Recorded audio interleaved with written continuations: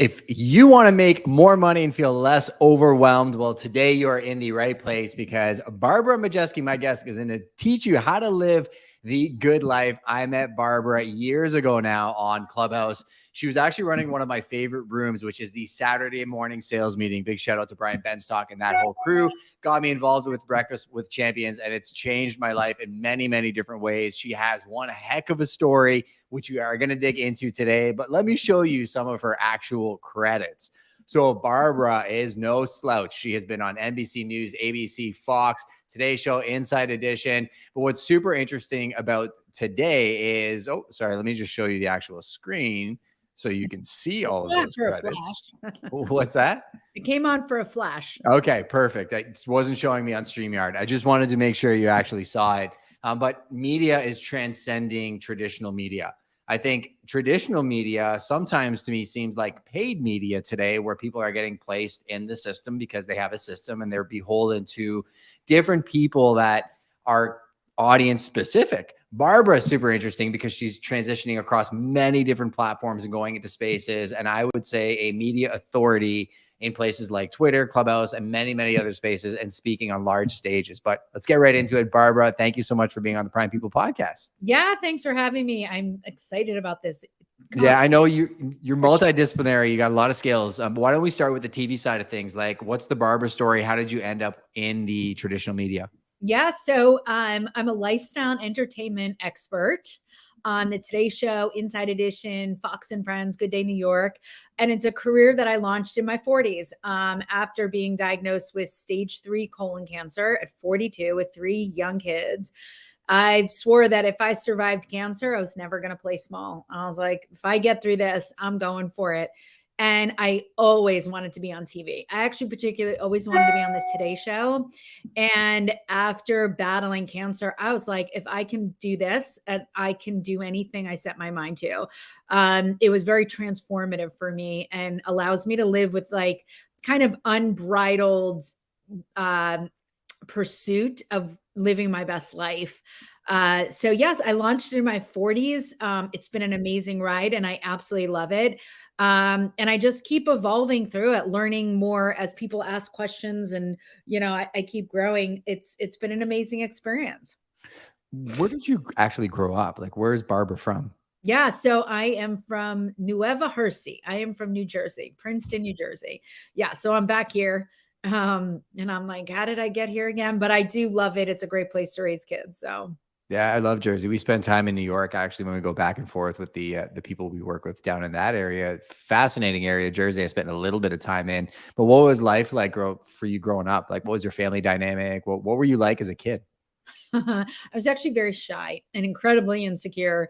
I'm sure you see that now. I have a twin brother, and I have younger twin brothers. So I'm one of 4. I am the only girl.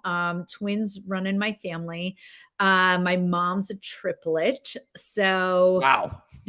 So the doctor swore she was having single babies each time. The only person that swore up and down that there was more than one, and there was my grandmother. She was like, that is not a single pregnancy. That's double or triple. There's a lot of muffins coming out of that oven.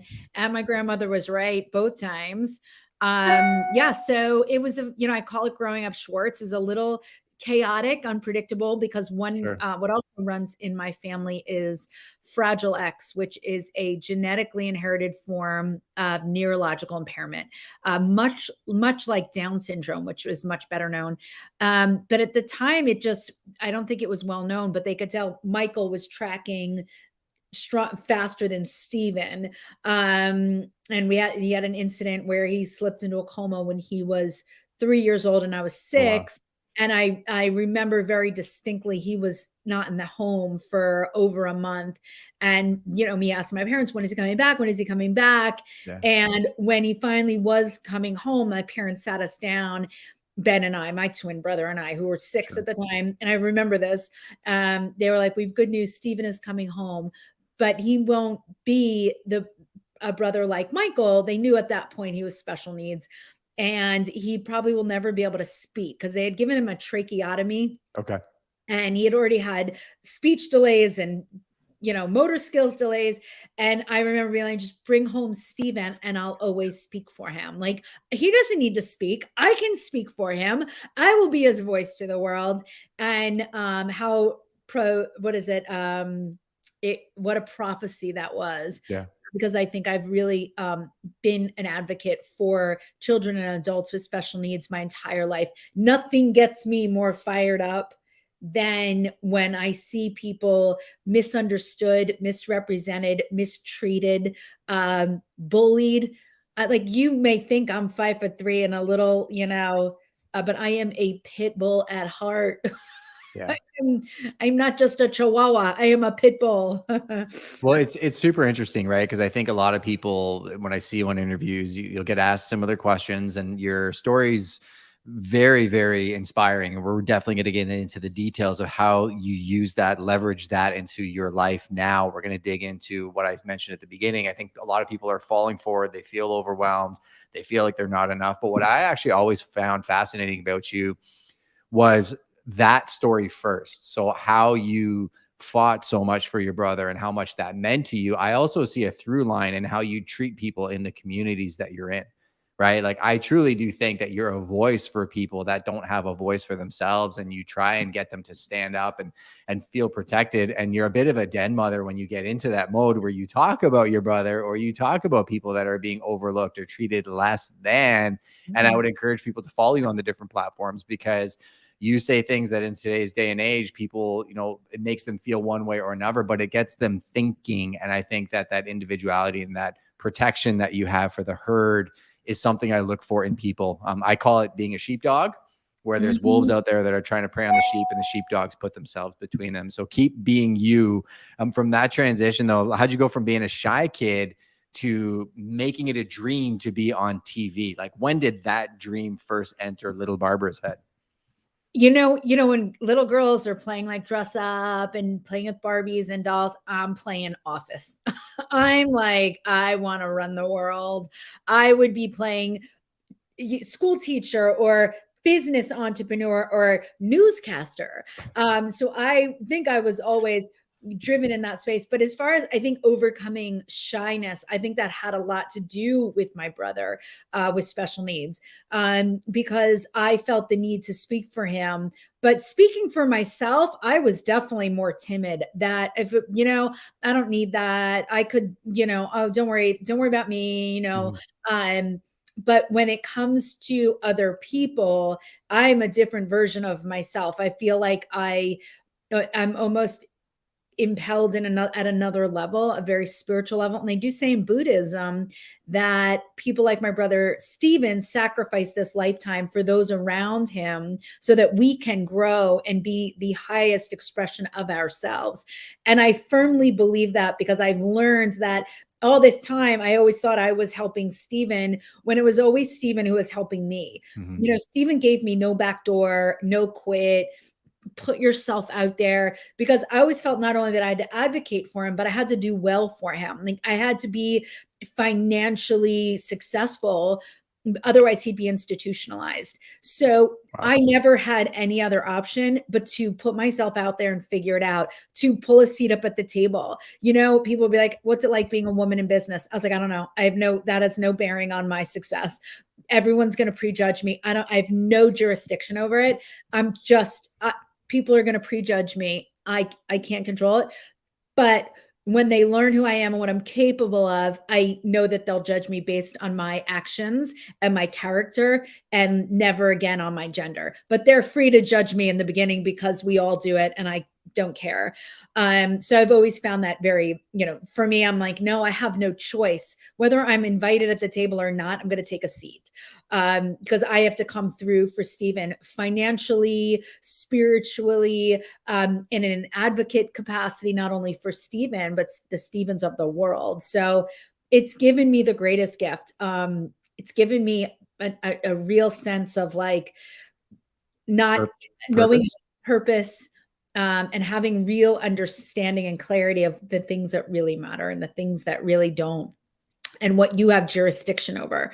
So, you do hear me on Clubhouse and Twitter Spaces, advocating in spaces that are very not popular sometimes, but you'll see that I actually keep it in a very safe space. I'm not anti anything. I'm all like, so we can talk about that, but otherwise, anyway, I do attribute overcoming shyness and fear and caring about other people's opinions, because my purpose is heavily weighted in advocating not only for Stephen, but the Stephens of the world, and living at the highest expression of myself. I feel like I've been given the greatest gift, and that's the gift of purpose. So well, it came out of my mouth because I was literally thinking about it, and I share openly about my faith as well too. And there's a through line in what you shared about kind of that inspiration. And in my faith, really, I do think people will ask me all the time, like, how come God lets bad things happen? And a lot of times I say, like, some of the hardest things I've seen people go through were their biggest blessings. Like the people that have gone through so much, difficult situations or trauma, a lot of times it builds such a resilience in them that the suicide rate in kids that come from rich parents is the highest on the planet, because they've never had purpose. They've never been through tough times. And you talk about pulling up a seat at the table. I was smiling as well, because one of my favorite things was when Twitter Spaces started popping, and it's popping, people. I would pop on the platform and I would scroll the rooms, and I'd always pop into different ones to support them, but I would see your face pop up on this one, and then pop up on this one, and then pop up on this one. There's Barbara pulling up a seat at the table. And I love that, because there's that through line where, like, I now get it from the purpose of you being a kid and feeling like, hey, I got my back up against the wall. I got to figure this out. To today, you're just being more and more yourself. And I think that's one of my favorite things about you. There's a bunch of people here. I got Roger Horvath. He's saying Clubhouse Heavy Hitters, BWC family. Thanks for being here, Roger. I appreciate that. Olivier Maurice. He's in our rooms in the morning. And Jason Mitchell, I said, as a Black man, there's always a seat at the table, like it or not. I'm sitting. I love that. Yes. So true. There. Yeah. What do you do though when you get that pushback, or like you pull up a seat at the table and somebody tries to make you feel or put their elbows out and say, hey, sorry, Barbara, not here. Do you ever get that? Yeah, I don't really get that. I think just being the brazen person that I am, I'm like, oh well, hello, you're here. What makes you think you belong here? Or, I am also a good listener. I have 2 ears, 1 mouth. I do try, and I'm a good talker too. I can talk. We all know that.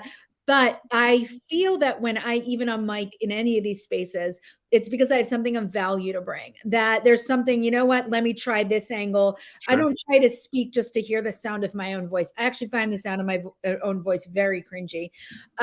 So I think it's how you carry yourself, and then not having that chip on my shoulder. Like, I got to prove to everybody how great I am. I don't have to prove to anybody. I have to make sure that there's value for me and value for everyone, because, otherwise, why am I at this table? My time is my most valuable commodity. I'm here because I want something, and you can get we can do something together. So I imagine Jason feels the same way. Like, yeah, people are going to judge you on your color. You can't control that. People are going to judge me because I'm a woman. I'm a little one too. I'm a little Jewish lady, out of New Jersey. Like, and I don't judge me as you will. Prejudge me, underestimate me. Like, have at it. Like, yeah. What does it matter anyways, right? At the end of the day.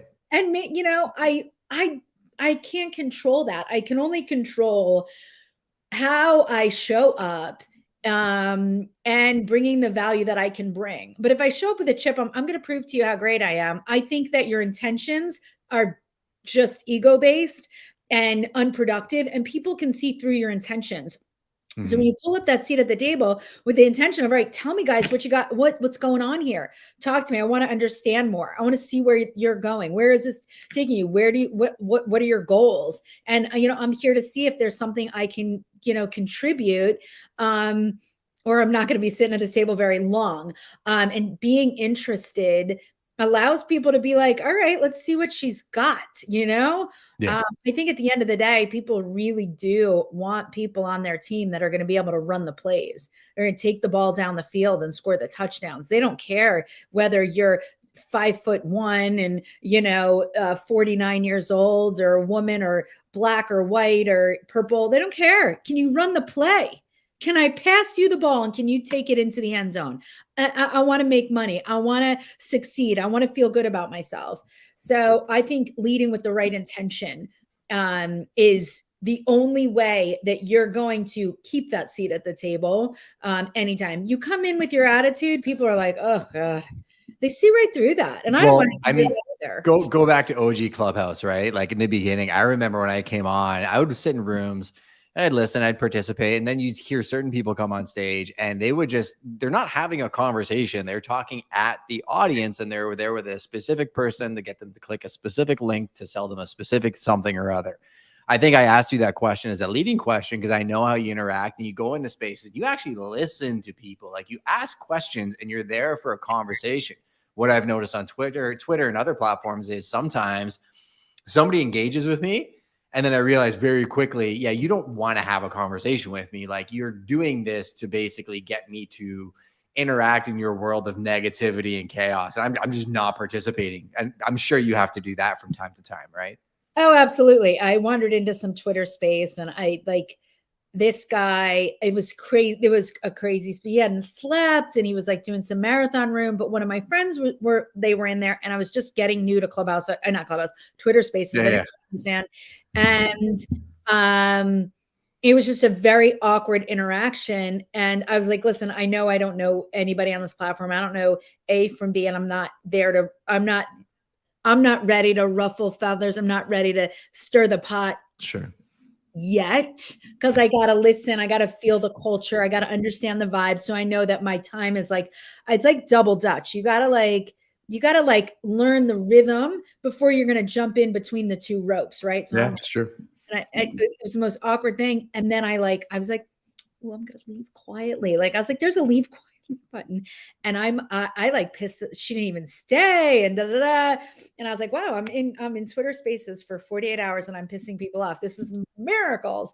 But yeah, he wanted to suck me into some sort of like vibe. And that I was like, you know what? No, I trust my instinct. I know who I am. I'm out. And I wasn't wrong. They're nowhere to be found anymore. But I think I share that because you've got to trust your instinct. Don't swing at every pitch. Yeah. Some are low balls. Don't swing at it. And I think that's what I've learned is like, oh, I think this is a low ball pitch. I'm going to go ahead and not embarrass myself and not waste my time, because time is my most valuable commodity. And I have a lot of respect for myself, even though nobody knew me on that app. And I had to open up a new account because multiple accounts, multiple. And I'm like, oh my God, I have to keep Barbara here, I was like, fuck them. Wow. Yeah. No, it's funny because Jason and I are connecting here in the back chat. I love it. Oh, it's awesome. Yeah, no, and Jason's an absolute killer. Kendrick Richardson's here as well too. He's a dynamo in Chicago, and KG4 Smiles says that you are very selfless. And you're absolutely right. And I think it comes like you can get a sense of confidence from people when they can engage and interact in a space, choose to talk and choose not to talk. Like sometimes I'm on apps and I just find people are always just trying to fill the white noise. And there's times where maybe I have something to contribute and I'm in a space and I'm like, you know what? Now I'm just going to sit and listen. And you have that kind of quiet confidence in the way that you hold yourself. I know something that my audience is going to want to know about is that transition that you went into door-to-door sales. You ran an incredible sales team. I've heard you talk about this so many times. People get distracted by being a TV star, but I'm in sales. And I'm like, Barbara, you are hired. So give me a rundown. How did you end up in door-to-door sales? And what did you learn that's applicable to your life today? Okay, there's so many lessons in this door-to-door, because by the way, that's what keeps a roof over my head and fuel in my jet, I did door-to-door sales when I graduated college. And the reason I did it, because the concept was like, if we prove to AT&T that we're a viable source for new customer acquisitions, we could scale and grow this door-to-door cold call sales business. And I was like, well, I get this. And so it was a startup and there was opportunity to grow and scale. And every other job I had interviewed for was, you'll get this salary. And at the end of the year, you'll get this raise and you'll have 2 weeks paid vacation. And I was like, no. I don't need to get paid. I need to make money. No, I need to make real money. I have a brother with special needs. And if I don't make money, he'll be institutionalized because I'll never be able to take care of him. So, how do I make money? Well, at the end of the year, if the company performs, you'll get a bonus. I was like, no, no, no, and no. So, this door to door sales was not lucrative at all. I made $12,000 my first year. My tax returns, I made $12,000. But the reason I chose to do that was because I was playing the long game. I was like, I believe in what we're doing. I do believe bringing new products and services out to small business owners by knocking on their door and saying, hey, sit down with me, grab your bills. Let's see if I can save you some money on your phone bill. Was more effective. Telemarketing, radio, TV, billboards, everything else out there. And I was right. And I went with that, and I was part of the scale. I was like, all right, because you can't scale anything you're not willing to do. I got news for you. If you are not willing to roll up your sleeves and go out on the floor and go business to business and do the basics, then you can't teach anybody how to do that. So that, everyone's tried to actually rejigger the whole thing, like make it a little so that you don't have to go in the field. They all fail. That company is now the largest outsourced direct sales company in North America. Oh, wow. Yes. So, and I was in Atlanta was part of it. So it's no joke now. But everybody told me I was crazy for doing this. Everyone told me to get a real job that paid salary and benefits, and this was never going anywhere. And I was crazy. Here's why I chose to do that over a real job. Number one, the concept made sense to me. I was like, this makes sense. That's number one. Number two, the people that were in the startup with me were the real deal. You are the company that you keep. If anybody would have lied to me, misled me, pissed me off, I would have been gone in a heartbeat, because I'm a hard worker. I could have gone and worked anywhere else, and I'm never afraid to wait tables. It's probably what gives me some brass balloons. I am never afraid to do anything. I have no shame in my work game. I like making money, and I like the good life. So if it requires me, learning the fundamentals of even McDonald's, doing the whatever, fries, who cares? Yeah. I will do the fries so that I can be queen of the fries, I like taking out the garbage. Honestly, I was listening to this in David Goggins' new book, and he was talking about, like, there's not any cowboys out there anymore. Everybody, and cowgirls, they want to wear the hat, but they don't know how to do the job. And he was talking about this military commander that was ultra high level, that was like cleaning toilets and taking out the trash for 6 months when he was training, that nobody knew this guy was like the highest decorated officer. He got the biggest award you could ever get in the military. And this guy was cleaning toilets. And I think that's such a good mentality, because I think at the end of the day, if you have that ability, everything else is a bonus. You can go back to that zero and you'll be perfectly fine. So now what? 100%. And then where you're going. So you're not defined by that role. And you're also not attached the way other people are looking at you. You're like, that's a reflection on you. That's a reflection, and you see me cooking these fries and you're judging me as the fry guy, when I know I'm the future CEO of 97 McDonald's. Like, I don't care how you look at me. It's how I look at me that matters. I know that I'm cleaning the toilets because I need to know how everybody is running this business. So I was willing to do the door-to-door work, and I was willing to teach and scale sales teams. And I was also willing to deal with all the negatives of, like, the turnover that we had and the skepticism. Everyone's like, oh my God, this is a scam. I'm like, what part is a scam? Like, yes, I don't know. And it's not. It's like the most basic. And that was the other thing. The reason I chose it was the most fundamental, basic business model out there of, like, sell the service, like crazy. Anyway, it's a huge company now. And now they do like in-store sales, and I'm really proud of it, but I don't do it anymore. I mean, I do have a piece of it. So, well, I enjoy the concept of just meeting human beings in my business. I mean, so many people hide behind screens. They blame the fact that online leads, the quality is not there. I'm like, no, the quality is there. You just don't know how to talk to human beings. You expect them to come to you because real estate's been easy for the last 10 years or 7 years or 5 years and whatever your market dynamics are, but you got to work hard.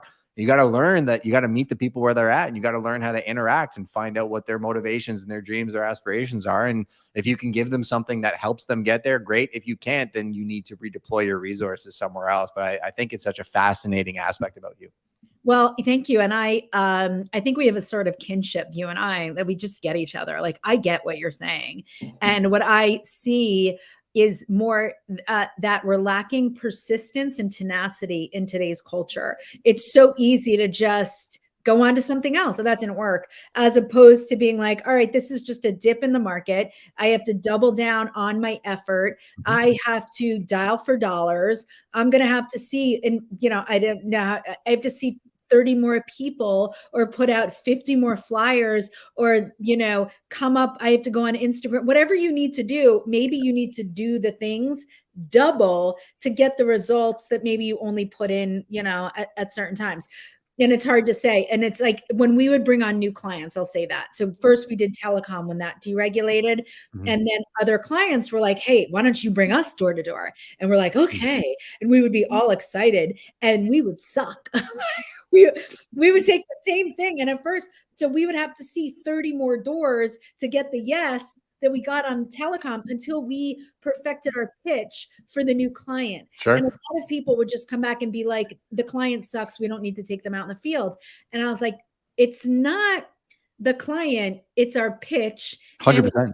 Figuring out what the consumer needs takes a little bit of massaging. So as markets change in real estate and in any sector of the economy, you have to make adjustments. And we're just in a culture right now, instead of making adjustments and modifications, we decide we're going to throw the baby out with the bathwater. It's over. Like, it's like when a plant doesn't grow, we don't blame the plant. We don't. It's not the plant's fault. It's the environment. It's the sunlight. It's the soil. It's the watering. It's not the plant. It's the environment. So we got to do a little tweaking, but let's not throw the plant out. Plant is a perfectly good plant. We just got to tweak the surroundings. I hope that makes sense. I love it. It makes tons of sense. I'll explain a live case study. And here's a huge secret that we know internally at Prime, because when the market shifted, we were actually about 4 or 5 months ahead of you guys, right? So it happened last May in Canada. We bought the book Shift. I ran a book club nationally. We studied the previous shifts and what works in pivots. And what we noticed was digital advertising is not great, because consumers are super unsure. They don't want to buy because they don't know where the interest rates are going and prices are dropping. So we actually cut back our advertising and we doubled down on market intelligence. What Barbara wants to know is, sure, she may be not buying or selling, but she wants to know what is happening in the real estate market and when is this going to end? What are developers doing? Where is smart money going? What is happening there? And I can tell you, we surpassed our numbers from last year when every other brokerage is down 30% or most agents are struggling. We surpassed our numbers because we went deep with our past clients and our sphere, and we over delivered on the market intelligence. And that's what you're talking about, is just move the plant, find better light. Are you overwatering it? Is it a soil additive? Go find a solution, which is that grittiness that you've had from the adversity with your brother to the door-to-door sales. But a huge one is, before you got into media, the cancer survival, and that is a battle. So can you highlight kind of the story there and what lessons you drew from that rocketed you into media? Well, the crazy part about my cancer is that it was on the heels of my marriage imploding in a dumpster fire blaze of glory right out of a Hallmark movie. And I was completely blindsided and heartbroken. And so that was in July. And in November, some tests came back and it was cancer. And then I went in for surgery. And I'm the whole time going, this has to be a stage 1, a stage none, because my marriage is failing and I can't handle cancer right now. So I'm a mom. I have 3 kids. I'm 42. I ran the New York City Marathon twice. If I'm going to get colon cancer, it's got to be a 0 or a 1 stage. And that's all I'm accepting. Sure. But the universe is like, hold my beer and here's your stage 3. And I just remember being like, I can't even wrap my head around this. But there I was, 42 years old, in great, great shape. I was running marathons. But another genetic component is colon cancer runs in my family. And I personally believe I fed my little predisposition cancer food growing up, the fake stuff. My dad had colon cancer. He was 70. It was stage 0. I was 42, stage 3. It was already in my lymph nodes, perforated the intestinal wall. I was a mess. So I have surgery and then 12 months of chemo. So I'm going from chemotherapy to marriage therapy, and like dumpster fire is the only word for it. I'm like, I'm thinking the Incredible Hulk getting blasted with radiation, getting stronger and stronger. Like the fact that you survived that is a miracle in its own right. But where did you pull that out of you? Like, how did you get through that? So around, first of all, I got 3 kids looking at me, and I share the 3 things that you always control because it's very applicable to any adversity and even to any part of your life. You realize in life, you control your attitude, your effort, and your intention. Like even when you're going out in the field or markets change or whatever, you can only control your attitude. And whether you think things are bad or you think things are good, you're right. Like, do you remember that shoe salesman? He goes to the island, the 2 shoe salesmen, they go to this island, and the shoe salesman calls back to his head office and he's like, oh my God, I'm flying home. Nobody wears shoes. Second shoe salesman calls back. He's like, oh my God, nobody wears shoes. I'm going to sell out. Like, he's like, I'm going to but it's all perspective. Yeah. So whether you think you can, you think you can't, you're exactly right. So you control your attitude. That's your attitude, your effort, and your intention. So that's all I had jurisdiction over. And I had 3 kids watching me. So I really went into like, mom's got this. And on the days I wasn't feeling well, I slept, but I walked, I juiced, I drank hot tea with ginger. I did all the detail. I did everything like all full force, and I handled it as best as I could. But I will share this. There was a moment that changed my life. And I agree with Oliver. Somebody's always going to win no matter where this market goes. I was on round 8. I had 12 rounds of chemo. And that was when it hit me. I was like, oh my God, I don't have this. Like you have all these, like I got it tough, that they give the tough battles to the strongest soldiers. All of it was over. I was like, oh shit, I don't have this. I don't have this. Because usually you get an infusion and you're a miserable mess, and then you build back up and then you have another infusion. Well, all of a sudden I was bumping up to that next infusion and I hadn't recalibrated. I was like, the infusion was the next day. And I was like, I'm not ready. I'm not ready. I'm like, I'm not ready. I'm like, they're going to send me out to outer space and I won't be able to ever come back. My brain wasn't working. Nothing's working. I can't feel my fingers. I can't feel my toes. Neuropathy's kicking in. I'm like, oh my God. And Justin, this is what went through my head. This is where my story ends. Like, that's it.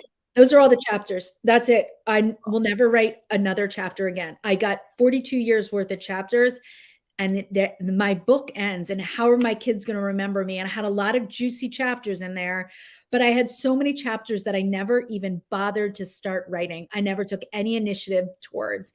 And that's when I really, my breakdown led to my greatest breakthrough, because I realized, I'm like, if I made a vow to the Grim Reaper and the universe and wherever you subscribe to, I was like, just if you could just pump the brakes, Mr. Reaper person. I'm like, just give me one more shot and I will never play small again. And I will never let the voices of fear, self-doubt, or the weight of other people's opinions stop me in the pursuit of living out my purpose. I will be unstoppable. I will be relentless. Just get me off this bathroom floor, get me out of those infusions, and I will never disappoint. And as a woman of my word, I've never gone back on that. And that's why you see, like, sometimes I have bad days on Twitter Spaces. I had a bad day yesterday. I go on TV, I make an ass out of myself, but I never, ever, hi, hun, my boyfriend just arrived. But it never stops me, Justin. I'm like, oh, that was so embarrassing. I had something so embarrassing happening on Twitter Spaces yesterday that I literally woke up in a sweat in the middle of last night. Like, oh my God, I can't believe I said that in front of 6,000 people. Oh, wow. But I will say that does not stop me. No, it shouldn't. it can give you a pause of It like, can. oh my God, are they ever going to invite me back? But here's the truth. I know why I do these things. I know why I put myself out there. And when you know your why, which my why is aligned with having a higher profile so I can use my voice to advocate for those who can't speak for themselves. Mm-hmm. So when I fumble the ball, and I do often, I can get back out on the field, put my jersey on, and keep running the plays, even though I feel like my ego's a little wounded. I'm not afraid, and Michael Jordan actually says it best. He's like, you guys all get caught up in all those winning points that I scored and the game winning points and all that. He's like, I also had to lose games. He's like, I also didn't hit the 3-point shot and cost the game over and over again. And I still had to show up with the same work ethic, mentality, and attitude to keep going. And that's kind of how I am, of like, that's what got me through cancer. My intention was to live, right? My attitude was good. And my effort was, I put my best effort every single day. So I just shared a whole bunch of like the whole spill of things, but that's my alignment. And I challenge everybody to remind themselves of what their purpose is, because maybe it's to build a school in a small village somewhere, or there's a community that you grew up in that you're supposed to serve because you've moved the needle in your life and you're supposed to go back and help 12 other kids get out of that space. I don't know. What is you went through something, and you're supposed to use your experience to serve others. What is it? And know it, own it. And when you think you're lost in the sauce, that'll get you back up. Yeah. I mean, everybody's got a champion inside them, right? And I think a lot of people, they get self-deprecating. They're in a world where, I always interview when we do one-on-ones with our agents. I'm like, what can we do better at Prime? And they're like, no, you guys are amazing. Everything's great. I'm like, no, give me critical feedback. And then I ask them, tell me, what could you improve on? And they're like, well, let me tell you. And they're like, they'll sit there for 45 minutes and rant and rave about themselves. What you shared about the boo-boo you made on Twitter Spaces, to me, is more inspiring for the people following you than you could possibly think. Like, you think it's when you're firing on all cylinders, you're killing it, you got the best comebacks and most important information that you're sharing. But in reality, it's when you don't show up perfectly, but you keep showing up and you show up with grace. I actually think that that's where you draw in the highest loyalty and deepest connections with people, because you are a human being and things are going to happen. But you really find out who is there for you when things go wrong, right? And that's the big thing. And I've noticed that, in the different things that you do. Two more things I want to get to, and then I got to let you go because I know you got a busy day ahead of you. I want to talk about the transition to how you even got into media and that personal brand piece. And the last thing I want to talk about is the health challenge. You have to make a note. I'm going to send you a book, actually. I'm going to send you a book by Daryl Eves called The YouTube Formula. And I want you to put this on your course list. We're going to talk about the health challenge in a second. She runs an amazing health challenge. She's got it dialed in. I think you need to do a sales course as well for that door-to-door sales mentality piece. And like, this is how you should train your team. I think it'd be awesome. Reason I'm sending you the YouTube Formula is I actually think I'll teach you a few things about YouTube that could potentially change everything for you long-term, with some short-term investment. But the transition to media, it's what I started with. It's what most people are like, oh, she's on NBC and Fox and I want to be on TV. I'm telling people, build your own YouTube channel. You are your own media, but that is not an easy place to get into. Like, how did you crack into those TV shows? How did you get on the Today Show? And what was that process like? This is one of my favorite questions, because that actually is what led me to launch my new community that has challenges, resets, and retreats, because I kept answering that question wrong. So people ask me, how did you get on TV? And I was like, I hired a media trainer. And you ever answer something, you're like, I don't think that's the right answer. And I'm like, that is the right answer. But the truth is, you can hire a media trainer. You can buy the books. You can buy the Pelotons. You can download the apps. You can do all the things, or you can buy all the things. But investing in these things doesn't get you the outcomes unless you do the work. And that's where I think the biggest mistake people are making is that you can't just hire a media trainer, expect to get on TV. You have to actually really practice, study, find your voice. You have to do the stuff on YouTube or Instagram or Facebook, put yourself out there, practice. Go on smaller stations. You have to be able to do the work. You cannot just buy a coach and expect to be an amazing public speaker, or buy the book and expect to be great in sales. You actually have to do it, and you have to do it really bad in the beginning and be okay with it, because it doesn't mean that you suck. It means you're in the suck. And people get confused. Like, I suck at it. I'm like, of course you do, but you're just in the suck. You're not suck. You're just in that moment. You're not supposed to get up to bat and swing for the fences and be like, Babe Ruth. Like, who do you think you are? You want my favorite line? So What? I've done jujitsu for a very long time. It's such a core component of who I am today. And when people ask me about it, I'm like, what about being black belts and all that stuff too? I'm like, well, every black belt I know started off as a white belt. So everybody's a white belt, and you're a white belt until you're not, right? So a white belt is just somebody that never gave up, which is the same thing you're talking about, is you do the thing that is really hard in the beginning until it's not. And you also find your way along the way, right? Like, you find a different version of yourself that you would have never uncovered had you not chosen to chisel away at that piece of stone. That statue was a lump of rock when it started, right? And it takes time. Yeah. And you don't learn how you can swing a bat until you get up to bat. Like, oh, that didn't work for me. My elbow needs to be here. I have more efficiency if my stance is open. You don't know until you start like swinging and swinging and swinging. And then all of a sudden you make it look easy. Everybody's watching you now because you are hitting the ball out of the park, and you make it look easy. But the perception isn't the reality. You swung that bat a gazillion times and literally tore your rotator cuff trying to make it happen, but it got you to where you're at. But that's the perception. We're missing that. Like, people don't see the grind. They only see, the glamour of everything. But that honestly was what led me to doing these challenges that you're talking about, is I realized people want results and they're willing to buy the things to get the results, but it's doing the things. It's not buying the things. It's doing the things that are going to get you what you want. You can't buy a book on how to get pregnant and expect to have a baby. There's the comment of the episode. The challenge you're running right now, what are the dynamics of it? How do people get involved? All right. So I launched a community called the More Life Collective, which is made up of challenges, resets, and in-person retreats to move people from inspiration to transformation. All action-based. So the next challenge I have is the 90-day workout challenge, which everybody is going to love. You did the holiday challenge, right, Justin? I'm muted because I just dropped the link in the chat. So if people want to go click on the More Life Collective. Yeah. So I actually had a full hip resurfacing, and you were launching that. And like I said, I support my friends, right? I was in the room, you were saying something, and just because I was there on stage, I was like, I just clicked the link and I signed up. So everybody else would. And then all of a sudden I'm like, wait a second, I have a hip surgery coming up. How am I going to do it? It was actually super helpful. So her challenge essentially was 30 minutes of movement a day. I'm getting a major surgery.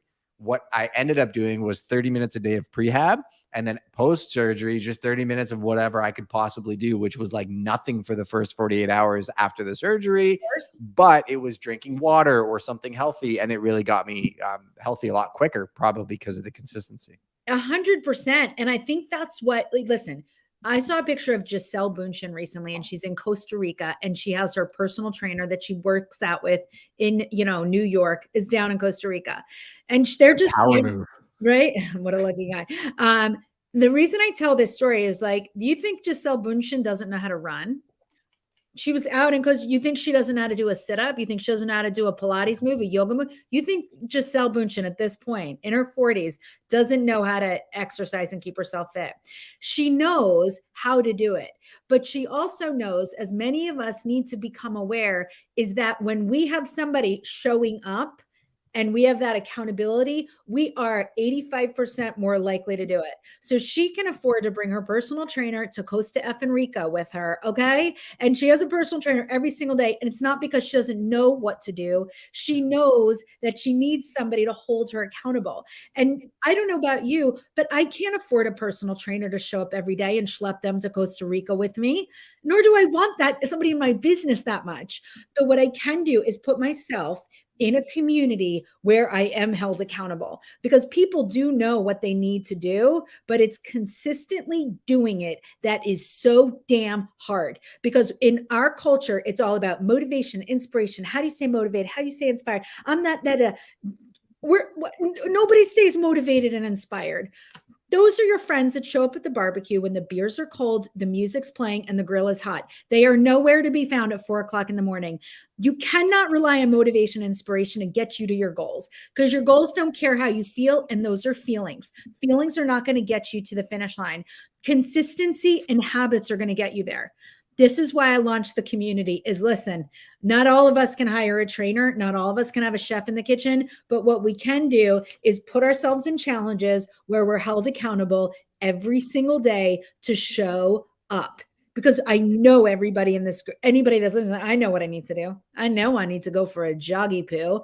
I know I need to run the stadium stairs. I know I need to lift weights. I know I need to do the yoga bendy, but doing it. And so my challenges are not there. Oh, everyone's like, oh, 30 minutes a day. That's easy.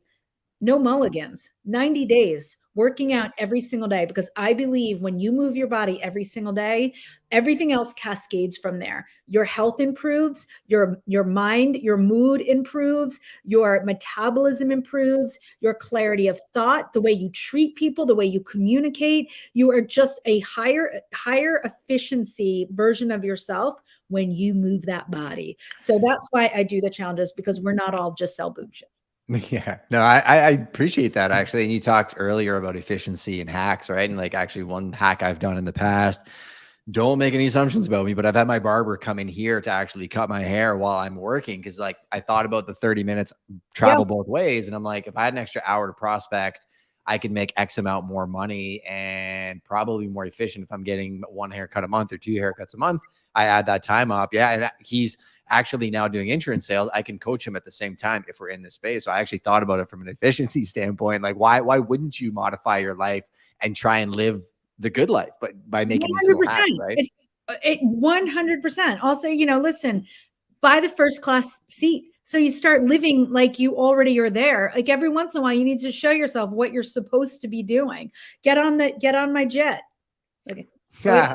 I love it. But Jason Mitchell's going to join your challenge. So Jason that you spoke to. Jason. Look what I put on my private jet. Do you see what that is? What does it say? More Life Collective. More Life Collective. That's awesome.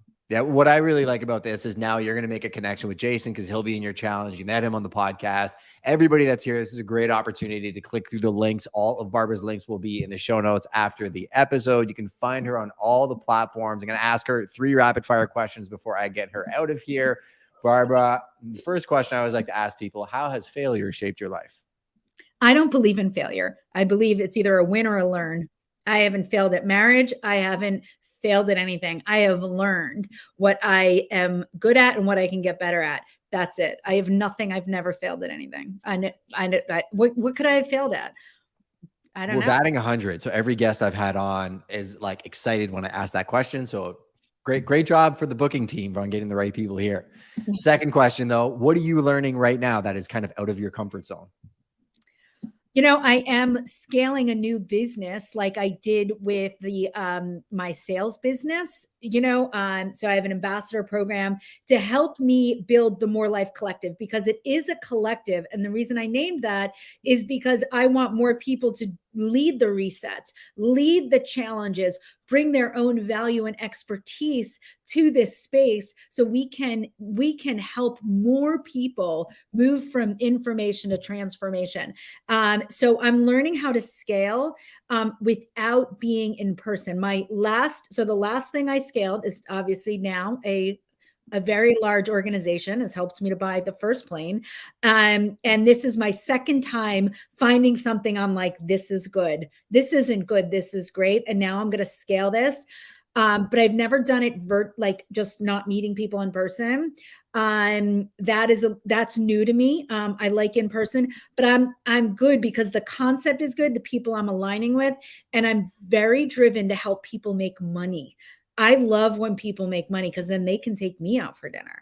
So, when I teach people how to make money, I make money.